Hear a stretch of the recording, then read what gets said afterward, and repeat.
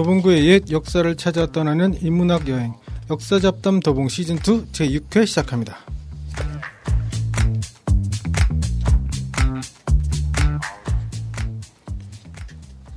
안녕하세요. 역사잡담 도봉 진행을 맡은 락필입니다. 이분 이제 최근에 만화를 못 봐서 만화를 본다는 건 얘기 빼고요. 네, 시즌2는 계속해서 도봉의 역사 인물에 대한 이야기를 가지고 진행을 하고 있는데요. 오늘도 쟁쟁한 패널분들 모셨습니다. 자, 소개해 주시죠. 네, 현대사 공부하는 금강경입니다. 6회라고 하니까 6회가 먹고 싶은 팅커벨입니다. 네. 팅커벨이 6회를 먹는군요. 네, 팅커벨 6회 먹습니다. 네. 근현대사를 아우르려고 하는 네. 네, 현대사 공부하는 죄송합니다. 현대사 이다혁입니다. 네, 네, 이다혁님, 네, 이다반님 안 가시고 이다형님 가셨습니다. 네, 여러분도 아시다시피 연달아 녹음하고 있기 때문에 근황 토크는 없고요. 그렇다고 또 저희가 그동안도 댓글이 올라온 것도 아니어서 네. 또 오늘은 또 내용이 많습니다. 오늘 모실 이야기 나눌 분이 또 함석권 선생님이시기 때문에 네. 오래 사셔가지고요, 또 네. 일단 기본적으로. 함석권 선생님에 대해서 이야기를 한번 나눠보도록 하겠습니다.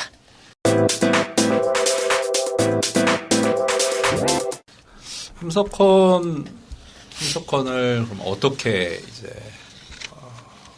좀 바라볼 거냐? 네. 굉장히 다양한 각도에서 바라볼 수 있는 인물이거든요. 네. 그러니까 사상의 관점에서도 볼 수 있고, 그 다음에 그가 이승만, 박정희, 그 다음에 80년대 신군부 독재까지 민중의 네. 입장에서, 그리고 또 제야의 민주화 운동에 어떻게 보면 대부로서 활동했던 그런 측면에서 바라볼 수도 있고, 다양한 측면에서 바라볼 수 있겠습니다만, 저는 오늘 이야기는 네. 크게 봐서 이제 일제 시기 때 그가 젊었을 때의 경험들을 좀 이야기를 하고, 이어서 이제 해방 이후에 방금 말씀드렸던 과거의 권위주의 내지는 독재 네. 정권에 대해서 다양하게 비판하고 항거했던 그의 활동들에 대해서 이야기해 봤으면 좋겠습니다. 네. 그러니까 함석헌은 1901년 네. 평안북도 용천에서 태어났는데요. 아. 지금 그러니까 여러분들이 그냥 쉽게 생각하면 압록강 저기 하류 쪽에서 태어나신 거예요. 신의주 쪽. 네네. 네, 신의주 가까워. 네. 그래서 그쪽에서 태어나서 네. 그 주변에, 그러니까 어렸을 적에는 집안 어른에게 잠깐 이제 한학도 좀 배우고 했다가 이제 1910년대, 그러니까 네. 우리가 교과서에서 배우는 이 무단 통치 시기. 그때 이제 초등학교를 다닙니다. 네. 근데 여기서 이제 재밌는 거는 똑똑했던 것 같아요. 그러니까 다시 말하면 똑똑한 거에 대한 표현은 굉장히 넓은 표현이고, 그렇죠. 똑똑하면서 동시에 시험도 잘 봤던 것 같아요. 시험을 잘 봤던 것 같아요. 다 갖춘 남자야. 그러네.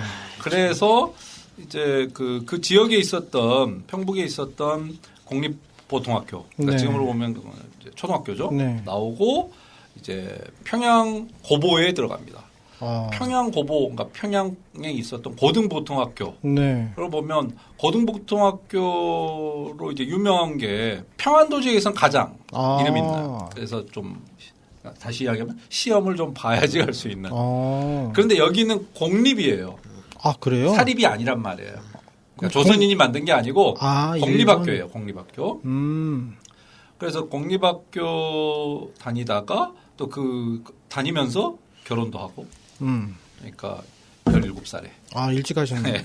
결혼을 하고. 그런데 평양고등보통학교 학생들 입장에서는 자기네들이 1등이죠. 그렇죠. 네. 그들의 입장에서는 순서도 네. 서울에 전혀 뒤지지 네. 않는다. 요즘은 남북 그 축구 대항전 하잖아요. 네. 일제 시기에는 경평전. 이에요. 경성과 평양. 지금 그 서울시장이신 박원순 시장님이 3.1운동 100주년을 기념하여 네. 그거를 재현하시려고 한번 했었어요.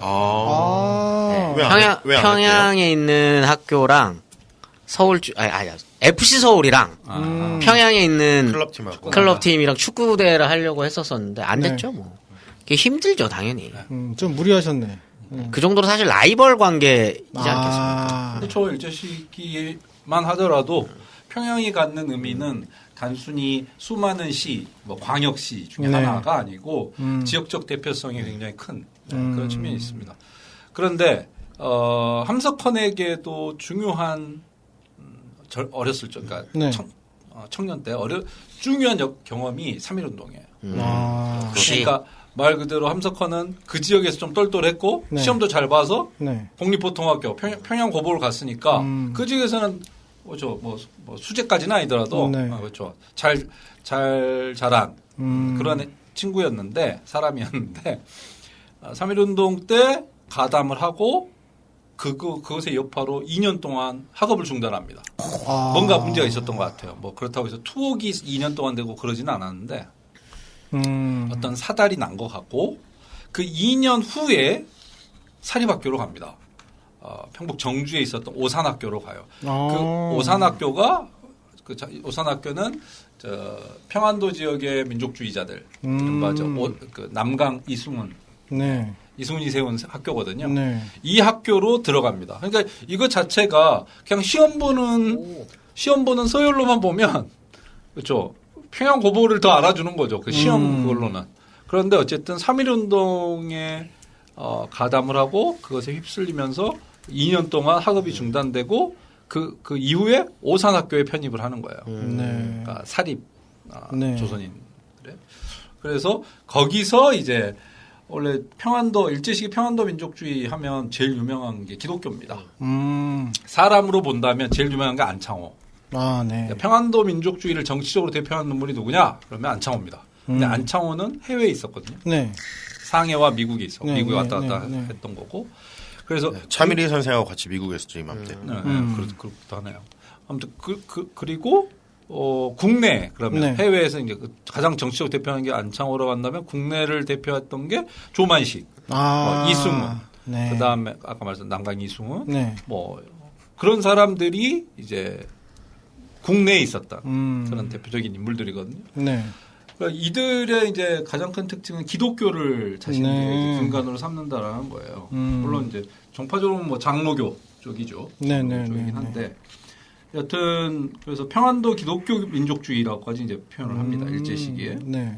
평안도 기독교 민족주의 세력이 세운 학교에 들어갔고 그것에 이제 일정한 이제 영향을 받는 것 같습니다. 네.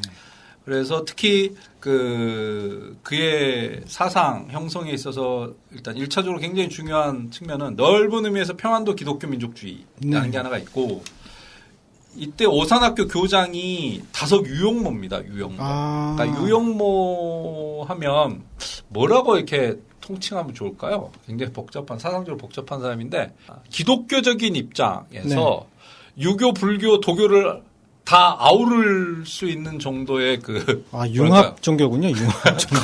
융합 종교는 아니지만 학식이 그만큼 넓하고 넓고 네. 하는 사람이에요. 그래서 이 유영모가 함석헌에 미친 영향은 몇 가지를 볼 수 있는데 하나 유영모는 기독교에 대해서 기본적으로 수긍하지만 무교회적인 특성을 갖습니다. 교회를 안 다니는. 교회를 다니지 않지만 기독교적인 것은 받아들이는. 저랑 똑같네요. 아, 그러신가요? 네. 저를 유용목급으로 좀 심했군요, 제가. 그리고 이제 함석헌이 냈던 대표적인 잡지가 CR의 소리잖아요. 네. 그 CR이라는 표현 자체가 네. 다석 유영모가 우리 사서 삼경할 때 이 사서의 한 편이 대학 아닙니까? 네. 그 대학을 역주를 하는데 주석을 다는데 네. 풀이를 하는데 거기에 백성민자를 CR로 풀어요. CR. 원래 CR은 생명 뭐 이런 뜻이긴 네. 한데 그것을 보고 이제 함석헌이 이 다석 유영모가 했던 그런 것들의 영감을 받아서 이제 자기의 이제 그걸 받아 안아서 또 자기식으로 풀어가는. 그럼 유영모 선생님 CR이라는 그거를 만든 그렇죠. 이름 최초로 붙인 그러니까 그런 해석을 함석헌이 보고 갔다가 자기식으로 이제 뭐랄까요 재수용하고 확장했던 그렇게 볼 수 있습니다. 아무튼 이 다석 유영모가 교장이었던 그 상황에서 그의 이제 사상적인 영향을 좀 받았던 것 같고요. 네. 23년에 23살에 오산학교를 졸업합니다. 네. 졸업을 하고 일본으로 가요. 근데 제가 시험 잘 본 것 같다 그랬죠. 네. 24년에 동경 고사에 들어갑니다. 그러니까 도쿄에 있는 고등사범학교 문과 1부에 입학을 해요. 시험을 봐서 들어가는 거예요. 오. 그러니까 고등사범학교는 뭐냐면 일제시기의 사범학교는 초등학교 선생님 배출하는 네. 곳이에요. 박정희가 나온대. 아, 그렇죠. 대구 사범 네. 나왔잖아요. 네. 그러면 거기 나오면 초등학교 선생님 하는 거예요. 네. 그렇기 때문에 사범학교는 일제시기 사범학교는 지금의 고등학교 플러스 약간 한 1, 2년 더 하는 정도라고 생각하시면 돼요. 그러니까 고등학생이 들어가는 거예요. 네. 거기서 쭉 공부를 하고 졸업을 하면 초등학교 선생님이 되는 거예요. 아. 그게 사범학교예요. 네. 그리고 그런데 이 고등사범학교는 네.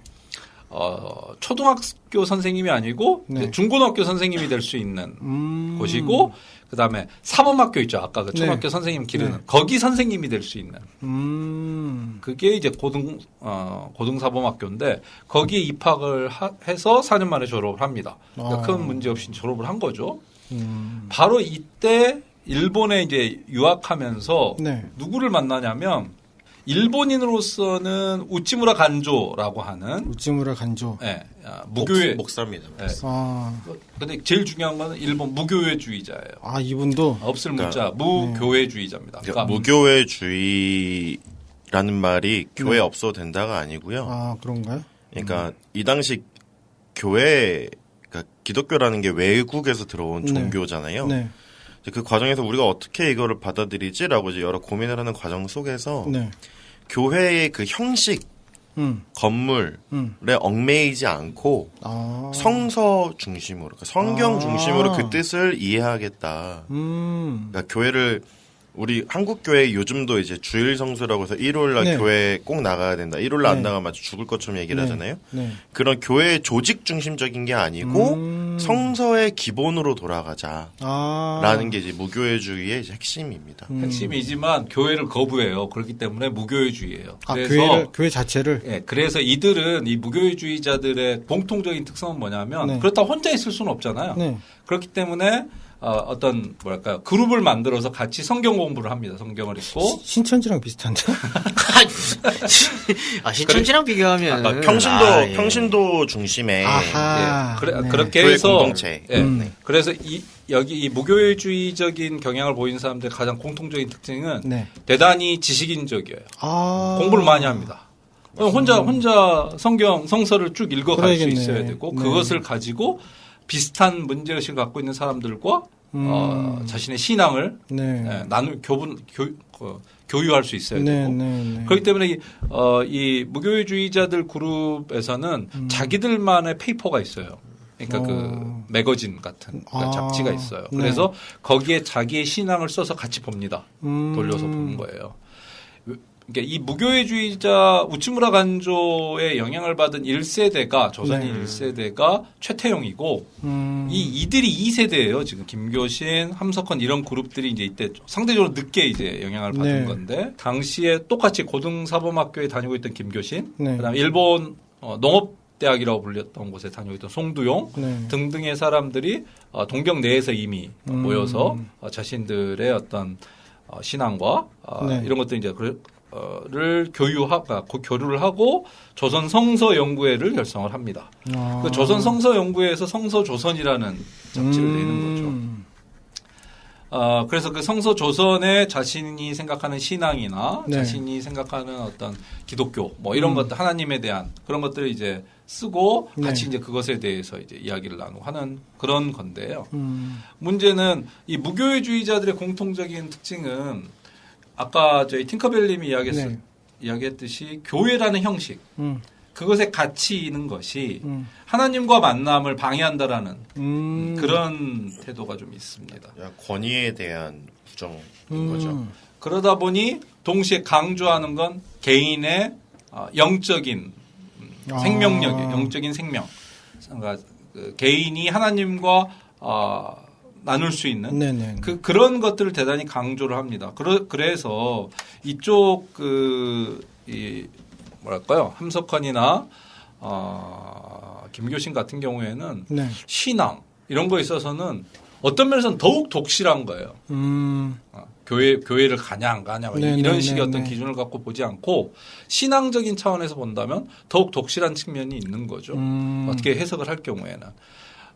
근데 이제 이런 사람들과 교유하는 가운데 이른바 함석헌의 기본적인 뭐랄까요? 기독교에 대한 태도, 네. 어떤 종교에 대한 태도, 사상에 대한 태도 이런 것들이 길러진 것 같습니다. 그래서 아까 말씀드렸던 다섯 유용모 네. 굉장히 다른 종교에 대해서 그러니까 최대한 개방적인 태도입니다. 그러면 이 성서조선 이거는 뭐 민족주의라든지 뭐 항일 이런 거랑은 조금 약간은 별개의 일단 층위는 다릅니다. 그거는 자기 신앙의 문제예요. 물론 좀 이따 나오겠지만 여기에는 사회 문제나 이런 것들에 대한 일부 언급은 있을 수 있겠죠. 그리고 기독교를 신앙하면서도 자신이 느꼈던 바를 네. 풀기 때문에 그 안에서 당연히 어떤 현실적인 문제들에 대해서 네. 이야기될 수 있는 거고요. 이게 아까 이다학 선생님이 되게 무교회주의자들이 약간 지식인 네. 성격이 있다라고 했던 게 우치무라 간조의 영향도 있는데 네.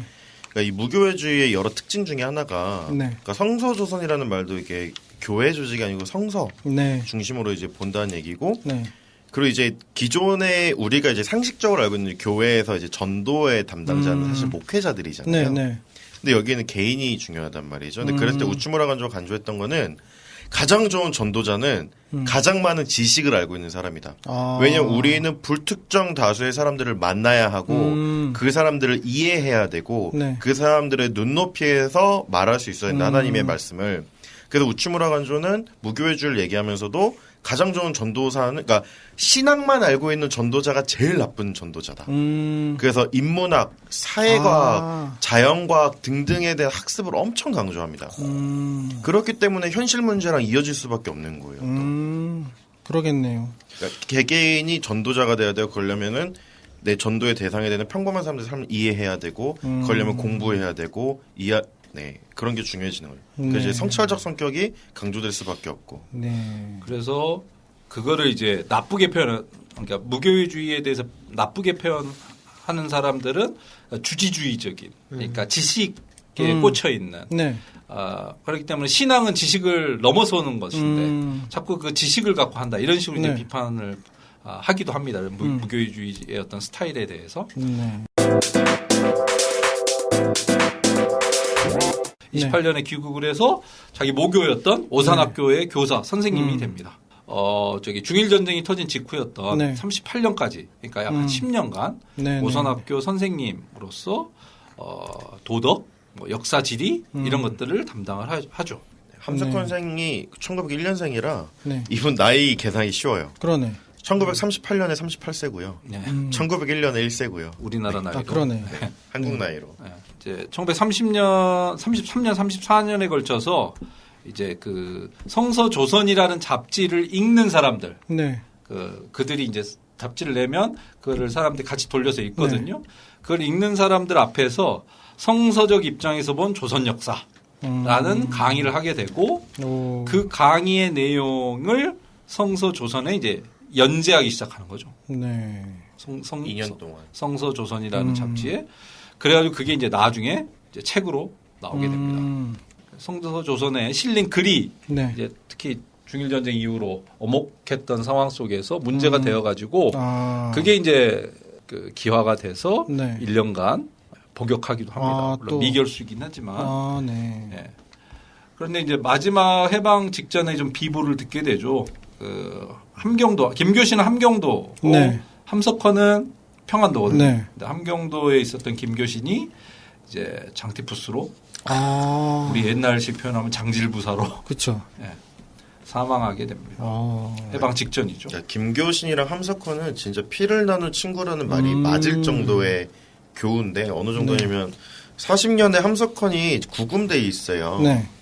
근데 그때 아버지가 돌아가세요. 함석헌 선생의 아버지가. 네. 근데 그때 상주를 김교신이 하거든요. 그러니까 자기 친구가 이제 감옥에 있으니까 이제 뭐 정치적이고 신앙적 동지이기도 하고 그 정도를 신뢰할 수 있는 사람이었고 네. 실제로 김교신이 그 장티푸스로 45년이 죽을 때 네. 흥남 비료공장에서 노동자들과 같이 생활하다 죽거든요.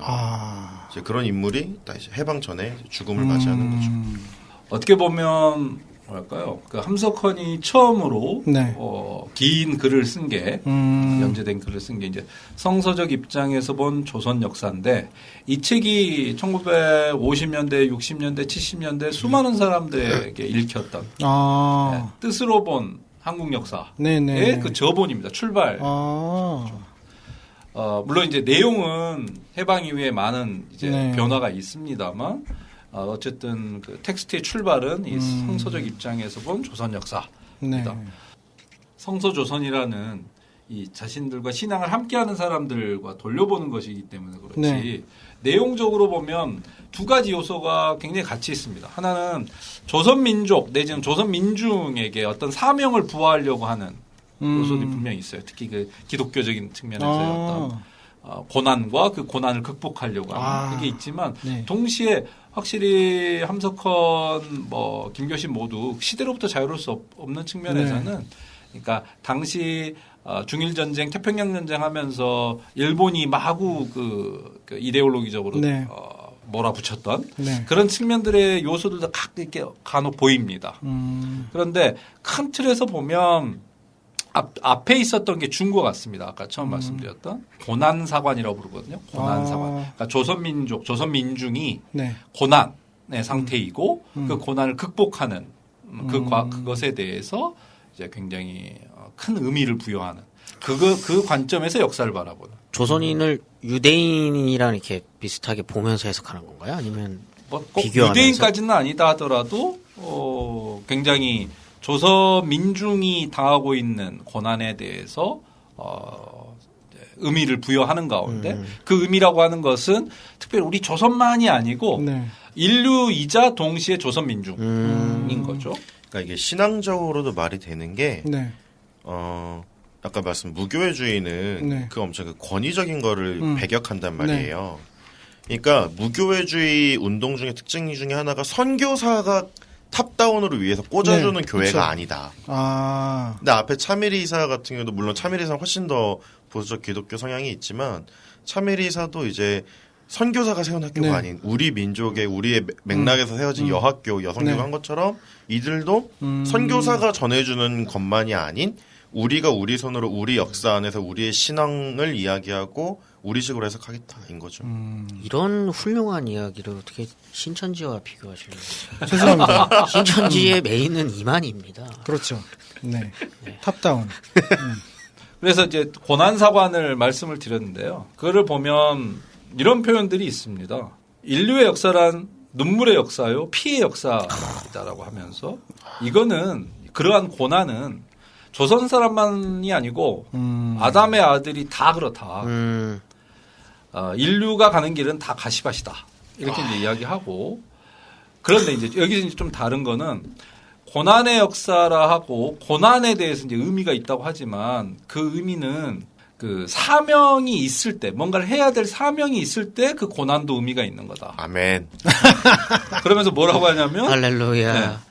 사명 없이 당하는 고난은 네. 그냥 짐승의 음. 고통일 뿐이라는 거죠. 음. 그러니까 고난 속에서 내 삶의 의미와 사명을 알아야 된다. 네. 사명을 자각함으로써 다시 살 수 있는 원동력이 생긴다. 네. 고난에 빠지지 않고 고난에만 허덕이지 않고 이번 생은 망했어. 이런 주의는 아니군요. 정확합니다. 네. 그러면서 저는 이거 되게 재밌게 생각했는데 함석헌의 이 성서적 입장에서 본 조선 역사를 보면 대단한 도덕주의가 거기에 좀 투영되어 있거든요.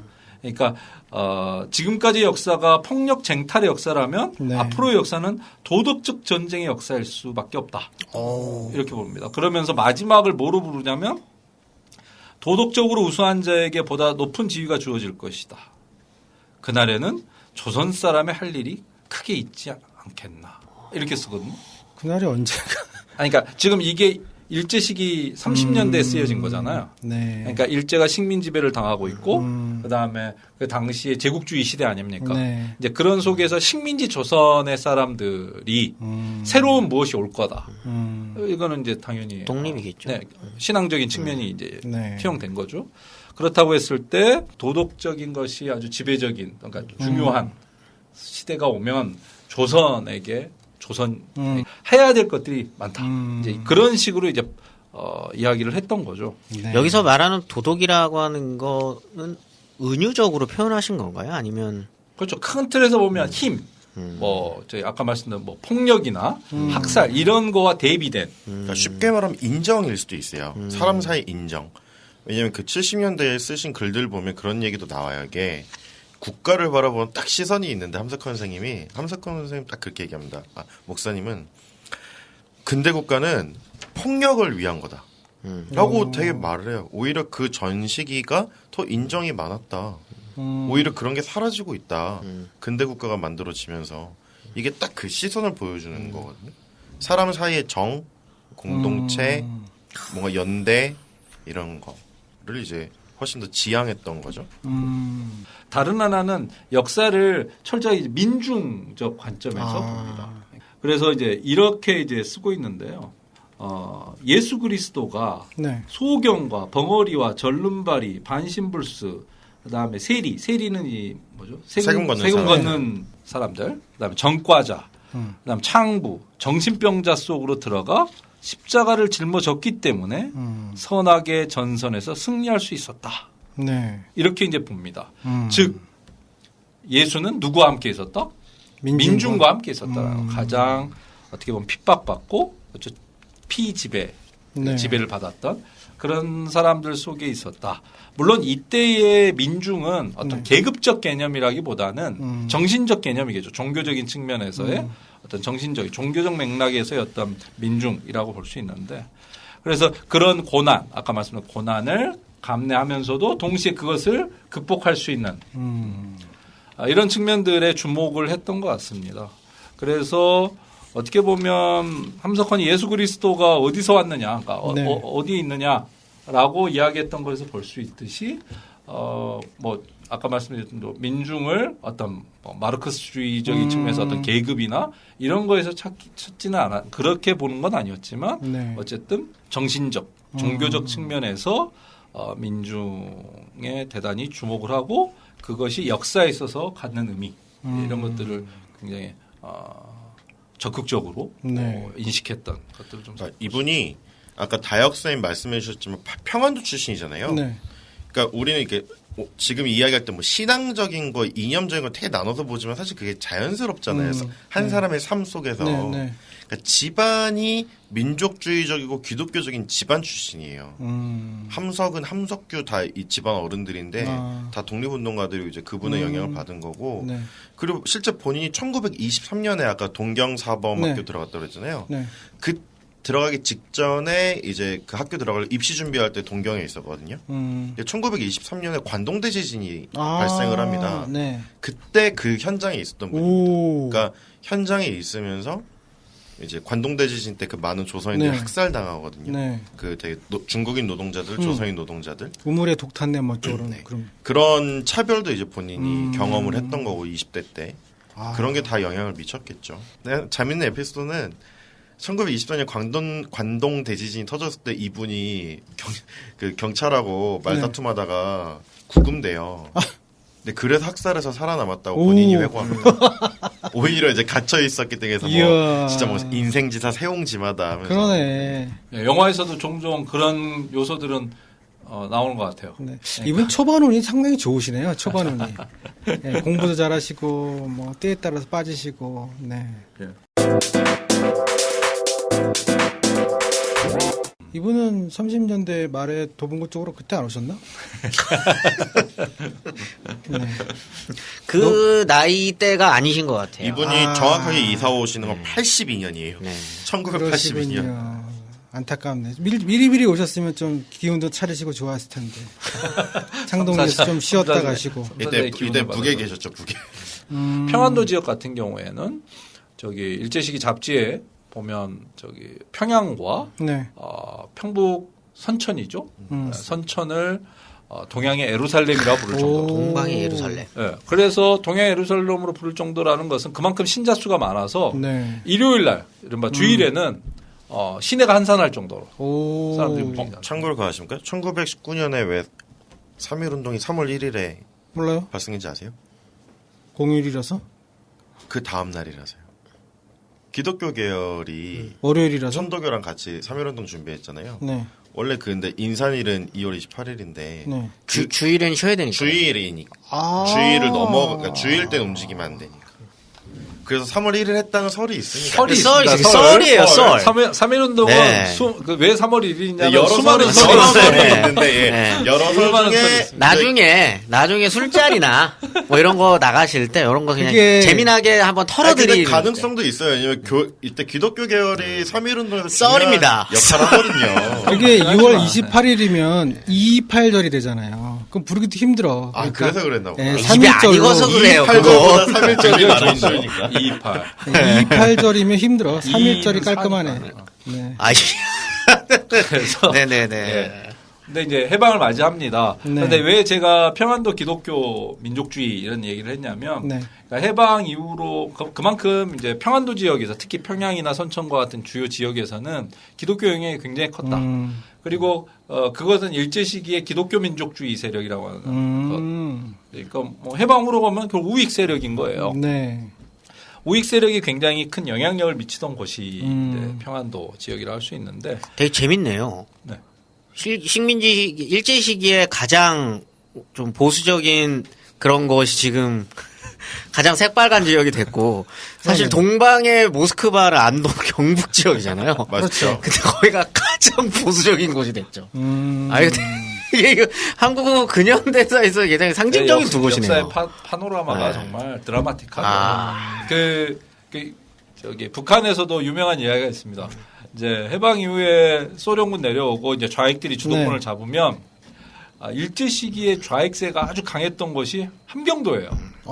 평안도는 아까 말했던 기독교 민족주의 네. 쪽이 좀 세고 네. 그렇기 때문에 평안도 사투리가 뭔가 문제가 있는 그런 분위기가 있었다고 할 정도로 어떻게 보면 참 일제 시기 식민지 해방 분단으로 이어지는 이 격동하는 역사 속에서 참 여러 가지 것들이 벌어지고 변화하고 다이나믹 코리아.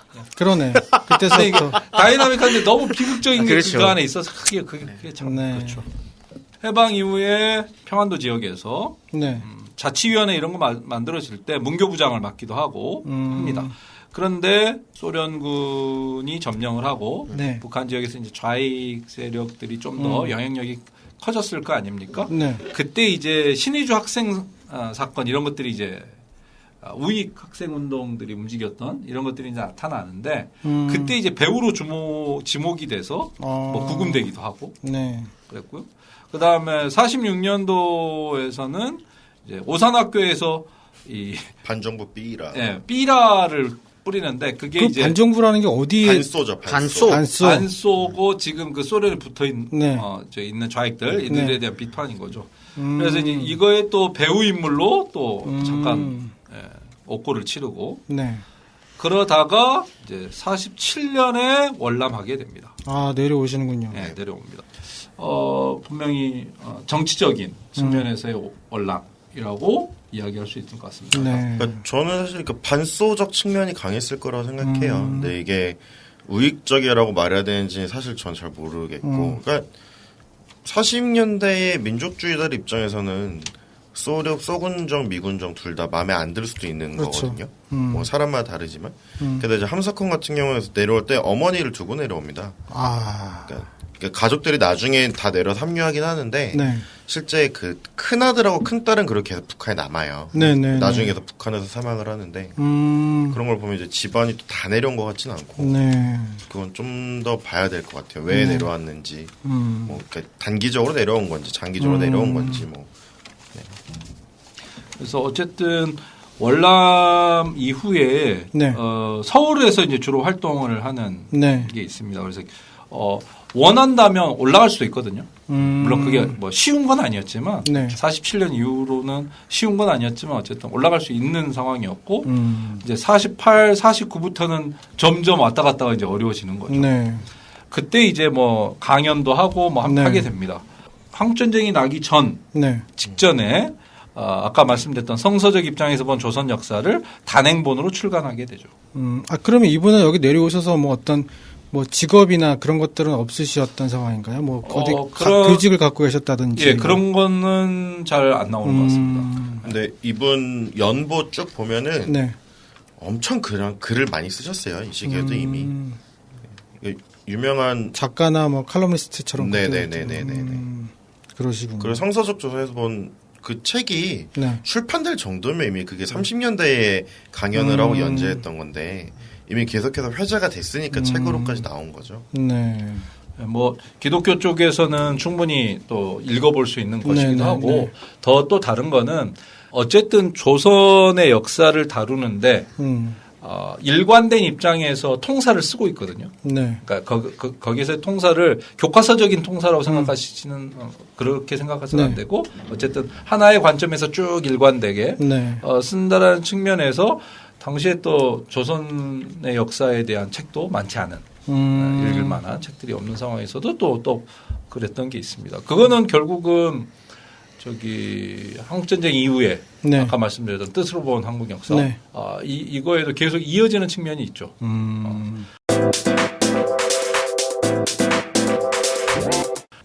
함석헌이 걸어간 길에서 보면 사상적인 전환이라는 측면에서 본다면 이제 두 번째 네. 어떤 충격이 한국 전쟁인 것 같습니다. 자기 스스로도 신앙의 차원이건 아니면 네. 어떤 세상과 세계와 사회를 바라보는 것도 크게 변했다라고 수려할 정도로 그가 남긴 글이나 이런 걸 보면 분명히 한국 전쟁에서 무언가 굉장히 충격적인 것들을 많이 목도했던 것 같아요. 그렇겠죠. 요즘 태극기 아버님들이 니들이 전쟁을 알아? 보통 근데 그분들 전쟁 잘 안 겪어보셨습니다. 그 나이 때가 아니세요. 맞아요. 네. 종교에 있어서 어떻게 보면 굉장히 다원주의적인 모습을 보입니다. 그러니까 과거에는 무교회주의더라 하더라도 네. 그렇죠. 기독교를 네. 기본적으로 아주 강하게 견지하는 진정한 기독교 근본주의자 같은 모습이었죠. 부정적 의미의 근본주의자라기보다 예. 기독교 중심의 예수님하고 부처님하고 다 친구다. 예, 고난사관 아까 성서적 입장에서 본 조선 역사 이런 데에서 투영된 그런 거에서 볼 수 있이 굉장히 기독교적인 측면이 강하게 견지되고 있었는데 한국 전쟁을 겪으면서 네. 한국 전쟁 중에 수많은 일들을 목도하면서 종교 자체를 기독교를 이렇게 특정하지 않고 네. 굉장히 개방적인 내지는 다원적인 태도를 좀씩 갖게 되는 것 같습니다. 네.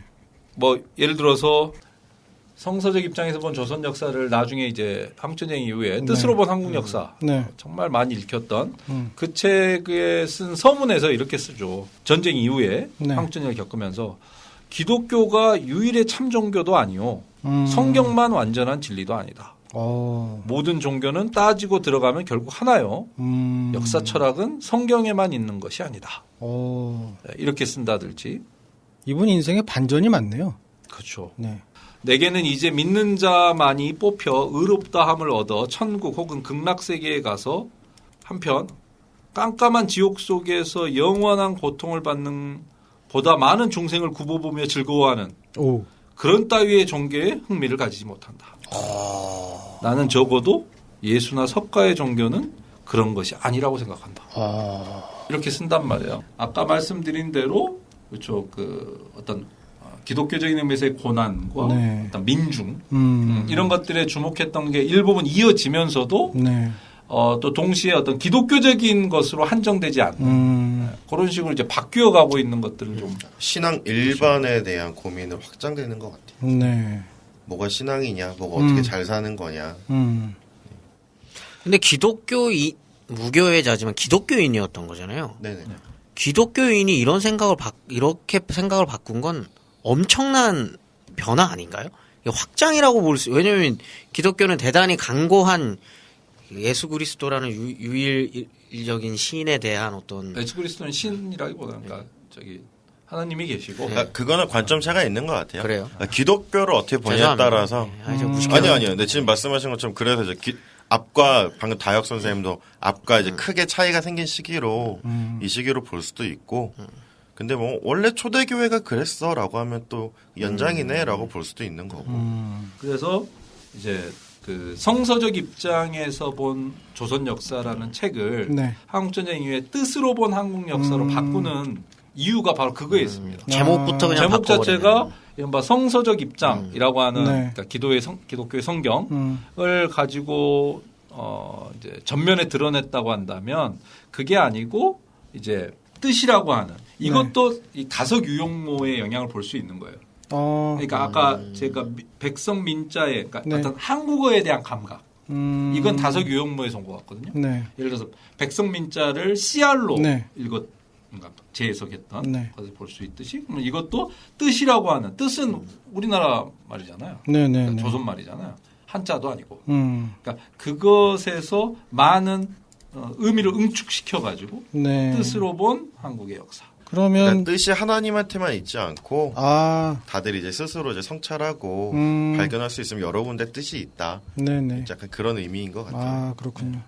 뜻이라고 하는 것 자체를 그냥 만인의 종교로 해석을 합니다. 그래서 뜻이라면 뜻이고 하나님이라면 하나님이고 생명이라고 해도 좋고 역사라 해도 좋고 그저 그냥 하나라고 해도 좋다. 다만 그 자리에서 우리 역사를 보자라는 말이다. 이렇게 쓰고 있거든요. 어쨌든 이제 현실 사회에 대해서 아주 예리하고 네. 아주 직접적인 비판, 날선 비판을 하기 시작하는 계기가 된 게 이른바 1950년대에 유명한 잡지였던 사상계. 네. 예, 이 사상계와의 인연으로 대사회적인 발언을 아주 파워풀하게 네. 전개하기 시작합니다. 왜 이 사상계와 인연이 있느냐? 사상계가 평안도 민족주의자들이 평안도 기독교 민족주의자들이 많은 수가 이 초창기에 자리를 잡고 있거든요. 그래서 그 인연들 네트워크들이 작동하는 가운데 이제 이 사상계에 글을 쓰기 시작합니다. 사상계 글을 쓰기 시작하는데 사상계 원래 잘 안 팔렸거든요. 아, 그래요? 왜냐하면 그 지식인 잡지예요. 대중 잡지가 아닙니다. 어렵습니다. 네, 뭐 이렇게 만화와 막 이런 게 아니고 굉장히 어려운 글들만 수록되어 있는 잡지예요. 무슨 말하는지 잘 모르겠어요. 사는 게 소설도 아니고. 소설도 굉장히 어두운 삶 중심에. 근데 아무튼 이 사상계가 50년대 유명한 50년대를 대표하는 잡지가 될 수 있는데 혁혁한 공을 세우신 분이 함석헌이에요. 잘 팔렸나 봐요, 이때? 왜 아니, 함석헌이 잘 팔리게 만들었다고요. 제가 읽어보겠습니다. 기독교 장로에 됐습니다. 제목이 이 논문의 제목이 한국 기독교는 무엇을 하고 있는가예요. 56년도 1월호에 쓴 글인데 사상계에 쓴 글인데 장로 이 교회 장로를 말합니다. 장로란 결코 신앙의 계급이 아니다. 돈의 계급이지. 돈 있는 사람, 교회 경영을 말할 수 있는 사람을 장로로 되도록 하는 것이요. 지금 교파쟁이 대부분 그 장로급을 중심으로 하고 있는 일이 아닌가. 그럼 그것이 하나님의 교회인가 만몬의 교회인가. 기독교회는 속죄를 받은 결과 이런 것도 죄로 아니 느끼리만큼 강철 신장이 되는가. 이런 걸 잡지에 막 써도 되는 거예요. 어제 쓰신 것 같네요. 네. 60년 전에 썼는데. 네. 어제 쓴 것 같네요, 어제. 참. 그래서 이걸 쓰니 네. 기독교인들도 보고 싶을 거고. 그렇죠? 그다음에 그 기독교에 대한 비판이기 때문에 또 다른 사람들 천주교 또 볼 것이고. 그다음에 야, 이렇게 속 시원한 이야기를 또 하나? 라고 하면서 또 볼 것이고, 입에 소문을 타는 거죠. 그래서, 56년 1월호가 이 글로 인해서 발행부수가 수천 부가 올라갔다라는. 원래 마케팅은 사실 비슷비슷하네요, 지금이랑. 그러네요. 어그로를 한번 끌어줘야 판매부가 확 올라가는. 네. 어그로도 잘 써야 돼요. 정말 대단합니다. 5회, 6회는 우리가 마케팅 교육을 좀 교본으로 봐요. 사상계를 통해서 이렇게 또 화려하게. 이제 58년에 또 생글을 하나 쓰시죠. 뭡니까? 또 생글이 50년대 후반에 계속 나옵니다. 우리나라 역사는 벙어리 역사다. 무언극이다. 민중은 입이 없다. 표정이 없다. 사람인데 어찌 입이 없으리요. 있어도 말을 아니하고 자라온 민중이다. 이렇게 되는 역사에 무슨 잠꼬대라고 언론 취체가 뭐 취체라는 말은 그 단속하는 걸 말하고 네. 언론 검열 뭐 이런 거요. 뭐냐? 자기와 조금만 다르면 공산당이요. 국민이 아니요. 이단이요. 제발 그런 소리 맙시다. 시대착오다. 역사에 거꾸로 갑니다. 하늘 명령에 거스릅니다. 그것으로 망한 우리나라 아닌가. 제발 이 민중이 할 말을 하게 하라. 아, 어제 썼나요? 이것도 사장입니다. 어제 쓰셨네요. 57년 네. 3월에 쓴 거예요. 그러니까 이승만 정권이 신문 잡지를 자꾸 이제 비판적인 목소리를 못 내게 하고 하니까 또 이런 글을 쓰는 거예요. 이런 것들이 연이어집니다. 이른바 50년대 사상계가 사람들에게 정말 주목받게 된 아주 결정적 계기가 저는 함석헌에 있다고 보거든요. 네. 그래서 그 유명한 또 생각하는 백성이라야 산다. 이걸 보면 훌륭하다라는 생각을 할 수밖에 없어요. 이 50년대 전쟁한 지 꼬작 3년 됐거든요. 전쟁 끝난 지 3년, 5년. 5년. 그 조봉암이 사법살인 당하고 그런 엄혹한 시절이었죠. 오, 그렇게 무서운 시절에 이런 걸 팍팍 쓰시면 죽겠다고 생각하시고 쓰신 거 아닐까요? 이야. 이거는 지금도 사람들한테 회자되는 얘기예요. 이 생각하는 네. 백성이라 산다의 한 구절을 읽어드릴게요. 남한은 북한을 소련 중공의 꼭두각시라고 북한은 남한을 미국의 꼭두각시라고 하니 있는 것은 꼭두각시뿐이고 나라가 아니다. 우리는 나라 없는 백성이다. 라고 하면서 마지막을 뭐라고 하냐면 이건 이제 요즘도 많이 이야기하는 거죠. 전쟁 때 서울을 빼앗겼을 때 한국전쟁 때만 서울을 빼앗겼을 때 저 임진왜란 선조가 그랬듯이 이승만도 국민을 다 버리고 민중 잡아먹고 토실토실 살이 찐 강아지 같은 벼슬아치들과 여우 같은 비서 나부랭이들만 끌고 야밤에 한강을 건너 도망을 간 것이다. 이거를 이게 잡지에다가 잡지니까 공개적으로. 강아지라고 썼지 사실 개땡땡이죠. 이야. 안 잡혀갔어요? 그래서? 잡혀가시죠. 갑니다. 당연히 그렇지만 잡혀가시죠. 길게 투옥되지는 않아요. 잡혀가셨습니다. 그래서 잠깐. 이렇게 해서 계속해서 이제 그 정권에 대한 비판글을 예, 줄기차게 사상계를 계속되십니다. 통해서. 예, 사상계를 통해서 하죠. 이게 사실 이승만만 향했었던 건 아니잖아요. 박정희 그렇죠. 정권 넘어가면서도 계속 이어지게 되는 거 아닙니까? 이어집니다. 가장 재밌는 거 우리 저기 503과 네. 관련된 거 있지 않습니까? 5.16 쿠데타가 났어요. 네. 쿠데타 직후에 5.16에 대해서 누가 말할 수 있겠어요? 그렇죠. 그 엄혹한 상황. 네. 근데 쿠데타에 대한 직격 비판을 오. 첫 번째로 한 사람이 함석헌입니다. 이게 61년 사상계 7월호예요. 그러니까 5.16 쿠데타 난 지 딱 한 달 만에 쓴 거죠. 네. 편집이랑 뭐 이런 거 다 하면은 그냥 당일날 쓰신 거죠, 거의 사실. 뭐 예, 오. 가까운 시일. 네. 뭐라고 쓰냐면 혁명은 민중의 것이다. 민중만이 혁명을 할 수 있다. 군인은 혁명 못한다. 오. 야. 그러니까 5.16 쿠데타를 군사혁명이라고 네. 지들이 막 이렇게 네. 했잖아요. 박정희랑 그 쿠데타 세력이. 군사혁명, 얼마나 떠들었겠습니까? 거기다 대놓고 혁명은 민중만 하는 거지 군인들은 혁명 못한다고 아주 그냥 대놓고 한 거죠. 그래서 이제 이것을 시작으로 해서 박정희 정권과의 기나긴 싸움이 이제 시작이 됩니다. 이게 이제 원래 박정희가 18년 네. 집권하잖아요. 18년 내내 오. 박정희와 살해 안 당한 게 어디야? 그 과정에서 이제 동지였던 장준하가 네. 실격을 살해당하죠? 하게 네. 되죠. 아, 살해당했다고 제가 표현했네요. 뭐 의문사 의문사인데. 머리에 공식적으로는 뭐- 의문사니까. 네. 네네네네. 절벽에서 떨어졌는지 아니면 뭐 망치로 맞았는지. 함석헌 선생이 그래서 거기 답살 갔다 오거든요. 장준하 선생 돌아가지고. 오. 그거 보시면서 얼마나 살떨리셨을까. 나도 조심해야 될 텐데. 근데 이분 성격상 살떨리였다기보다는 화딱지가 났을 것 같아요. 그냥. 근데 그때 이제 나이도 드셔가지고 네. 뭐 이렇게 젊었을 때만큼 그렇게 말 그대로 사람들에게 막 하지는 않았겠지만 여튼 뭐랄까요? 제가 앞에 사상에 대해서 길게 조금 말씀을 드린 이유가 네. 뭐랄까요? 그러니까 이승만 정권에 대해서 그렇게 대놓고 비판을 하고 박정희 정권 그 뭐랄까요? 정말 독재와 네.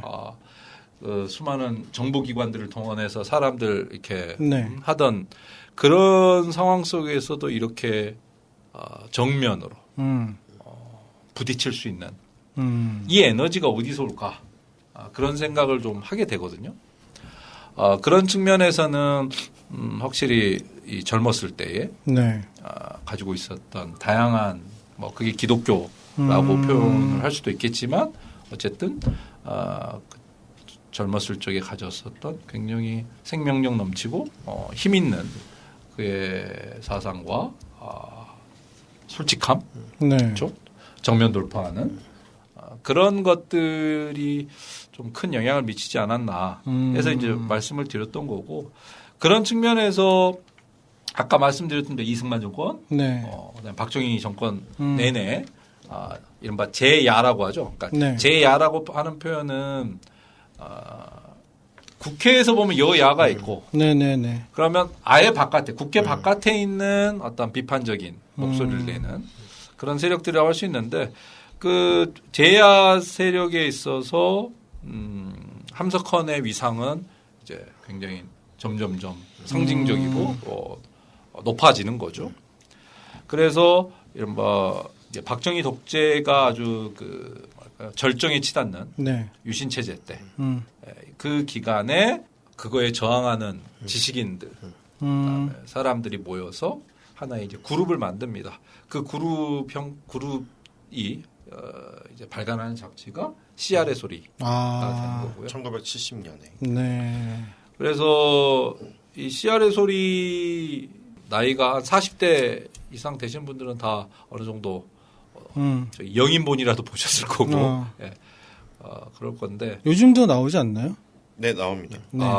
그런가요? 네, 이게 80년에 폐간됐다가 네. 나중에 다시 다시 복간돼가 복간되면 네. 그러니까 복간 말고 지금 현재에도 발행이 되나요? 그건 아니죠. 최근 어디 봤던 것 같긴 해요, 저도. 의외내 했었거든요. 제가. 그래요? 한 10년 전에. 10년 전에? 그래서 이 CR의 소리를 내면서 좀 주목이 되는 거는 당시 CR의 소리 네. 쪽에는 법정을 비롯해요. 법정 스님. 법정 스님, 그 다음에 김수환, 주기경 네. 등등 다른 종교계와 함께 이런 반독재 민주화 운동 이런 것들을 또 함께 하셨고, 그 다음에 이 그룹에서 그러니까 이 함석헌과 그 주변에서 바로 이 민중에 대한 네. 새로운 주목, 새롭게 이제 뭐랄까요, 한국의 민주화 운동과 역사 발전의 주체로서 민중을 이제 강조하는 이런 네, 것들이 네, 네. 이제 전면적으로 이렇게 모습이 드러나는 게 70년대입니다. 그러니까 유신 체제 속에서 저항하는 주체이자 네.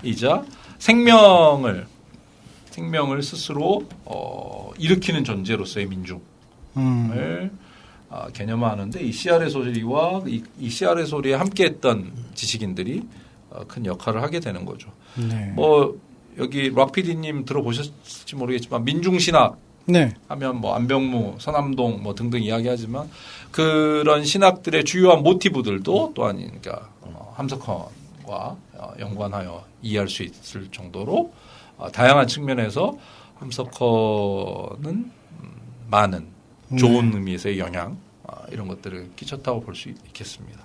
네. CR의 소리를 검색을 해보니까 15권 중고나라에서 3만 원에 파네요. 네, 영인보. 네, 영인보. 네네. 너무 싼데? 네. 그 말년에 또는 뭐 다시가 아니죠. 도봉구에 와서 좀 쉬셨다고. 네. 네, 쉬셨다고 보기는 어렵고요. 왜냐면 그런가요? 진짜 말년까지 활동을 왕성하게 하세요. 아이고 참 힘드시게. 그러니까 그 뭐랄까 흰 수염에 도포자락 이렇게 해가지고 80년대 집회에도 와서 아유. 연설을 하십니다. 그 제가 이 도봉구가 이제 그 함석헌 선생님이 그 82년서부터 돌아가실 때까지 네네. 거주하셨던 데를 그 집을 이제 유족들로부터 구입을 해서 함석헌 기념관이라고 그렇게 그 기념관을 만들었어요. 그래서 그 기념관 처음에 이제 오픈할 때도 보면 함석헌 선생님의 차남이 살아계시더라고요. 맞아요. 예, 그분하고 그다음에 손녀가 오셔서 같이 기념식도 참여하셨고 그 손녀분하고도 뭐 몇 번 얘기를 나눴는데 얼핏 제가 그 손녀분한테 얘기를 들었나 아니면 다른 분한테 얘기를 들었나 그랬는데 아침에 나가셨다가 점심 먹으러 들어오셨다고 밖에서 식사를 안 하시고 어허. 버선발로 뭐 그런 얘기를 제가 얼핏 들었어요. 말년에 그러시면 안 되는데. 네. 그래서 며느리가 굉장히 고생했다고 그러니까요. 얘기를 하시고, 네. 돈이 없으셨나? 그러진 않으셨던 것 근데 같아요. 함석헌 선생이 79년, 85년 두 번 노벨 평화상 추천을 받아요. 네네네. 그럴만할 분이죠. 79년, 네. 85년. 네. 그 정도 인물인 거죠. 근데 이제 안타깝게도 수상은 못하셨죠. 네네네. 근데 그래도 일단 한국인으로서 노벨상 후보에 추천되는 음. 거. 하마평에 올랐다는 것 자체가. 게다가 이제 대단한 미국에서 추천을 받았거든요. 오, 미국 사람이. 미국 퀘이커 교도 쪽에서. 네.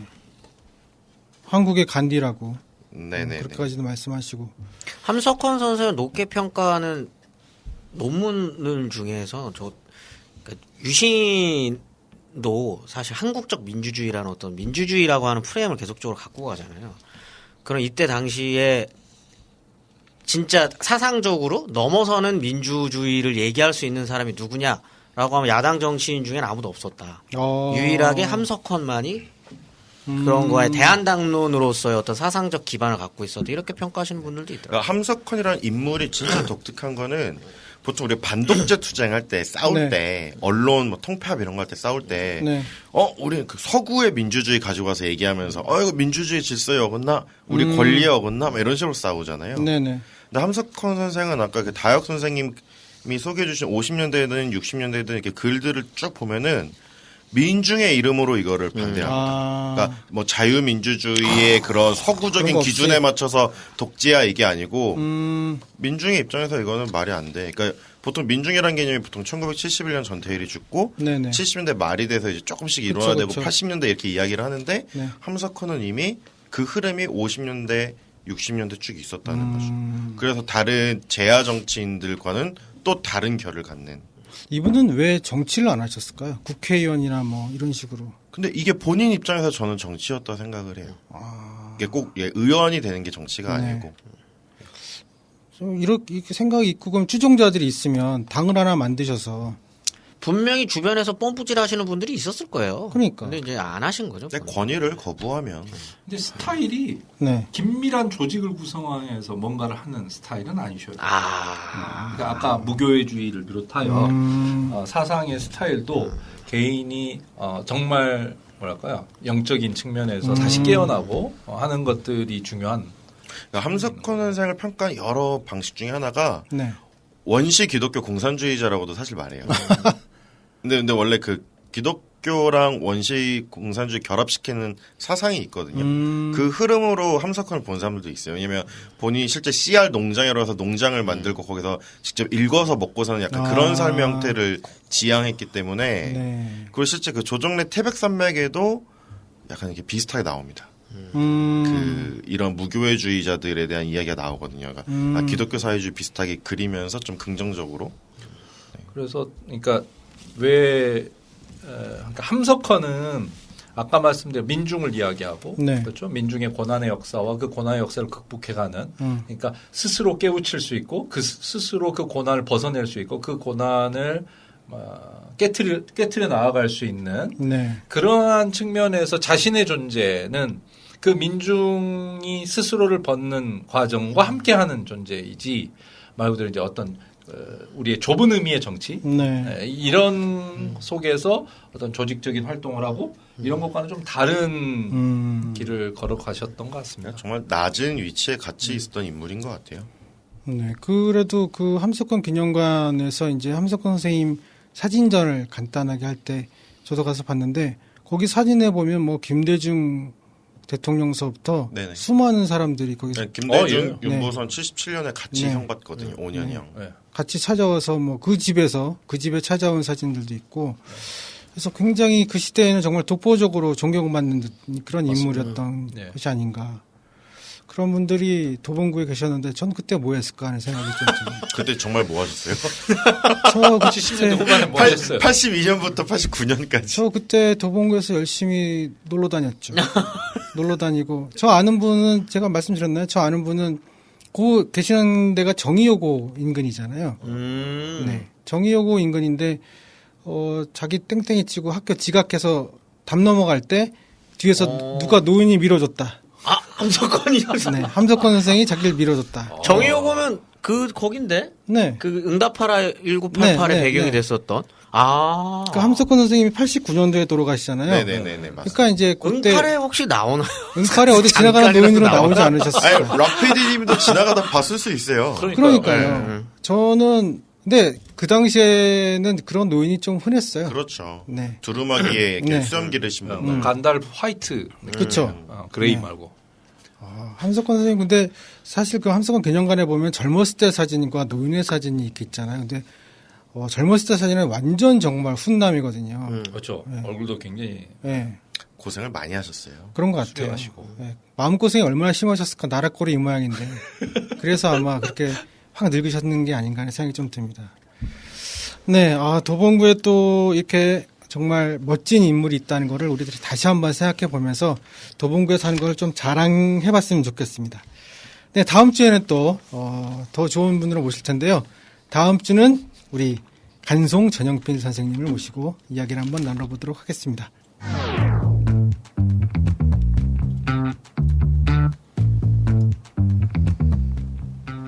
도봉구의 옛 역사를 찾아 떠나는 인문학 여행 역사잡담 도봉은 오늘 여기까지입니다. 지금까지 이다혁, 팅커벨, 금강경님이 함께했습니다. 진행 락PD, 연출 출동PD, 기획 역사가 살아있는 문화인문도시 도봉, 후원 교육부 한국연구재단, 제작의 은행나라 마을방송이었습니다. 감사합니다. 감사합니다. 감사합니다.